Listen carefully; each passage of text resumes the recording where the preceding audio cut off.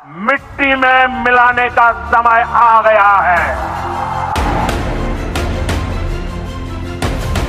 পাকিস্তান ও ভারত নিয়ন্ত্রিত কাশ্মীরের পেহেলগামে সন্ত্রাসী হামলার ঘটনার পর থেকেই বিভক্ত হয়ে যাচ্ছে আন্তর্জাতিক শক্তিধর দেশগুলো।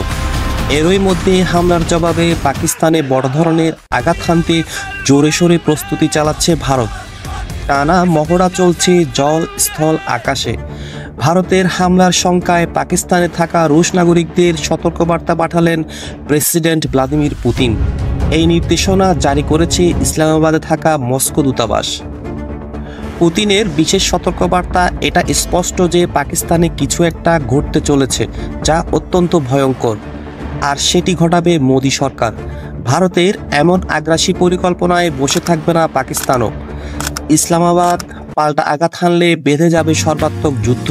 পাক ভারত সংঘাতের আবহে ভারতকে সমর্থনের এক বিবৃতিতে বিশ্ব পরাশক্তিধর দেশগুলোর যেন মাথায় আকাশ ভেঙে পড়ল। তাহলে কি এই শঙ্কা তৃতীয় বিশ্বযুদ্ধের আভাস দিচ্ছে?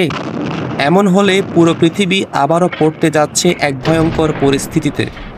25শে এপ্রিল এই বিষয়ে সতর্কতা জারি করে চীনের দূতাবাস।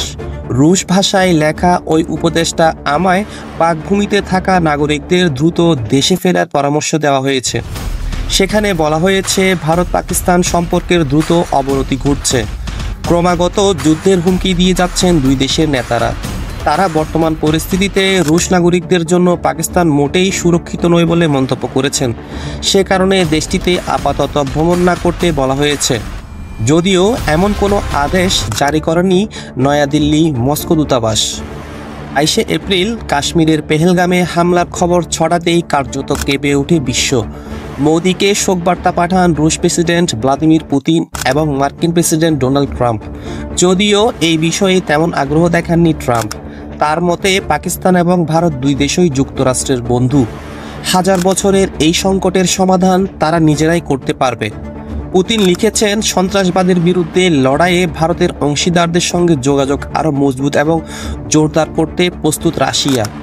এই অপরাধের কোনো ক্ষমা নেই, তারা তাদের প্রাপ্য শাস্তি পাবে। যুদ্ধের প্রস্তুতি হিসেবে স্থল, পানি এবং আকাশের তীব্র মহড়া চালাচ্ছে ভারত বাহিনী, যার নাম অপারেশন আক্রমণ।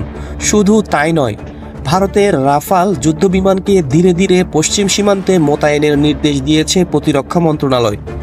বসে নেই পাকিস্তান, সীমান্তে সৈন্য বৃদ্ধি করেছে ইসলামাবাদ। পাশাপাশি আমেরিকার তৈরি F-16 যুদ্ধবিমানকে নিয়ন্ত্রণ রেখার কাছে মোতায়েন করছে দেশটি। পেহেলগামে হামলার পর পাকিস্তানের সঙ্গে হওয়া 65 বছরের পুরনো সিন্ধু পানি বন্টন চুক্তি স্থগিত করেছে নয়াদিল্লি। ঠিক এরপরই ইসলামাবাদকে না জানিয়ে ঝিলাম নদীর পানি ছাড়ার অভিযোগ নরেন্দ্র মোদী সরকারের বিরুদ্ধে। ফলে পাকিস্তানে বন্যা দেখা দেওয়ার খবর ভাইরাল হয়েছে সামাজিক মাধ্যমে। এভাবে যদি আন্তঃকোন্দল চলতে থাকে এবং তৃতীয় কোনো শক্তি এতে ইন্ধন দেয়, এই বন্ধু রাষ্ট্র শত্রু রাষ্ট্রে পরিণত হওয়া শুধুমাত্র সময়ের অপেক্ষা।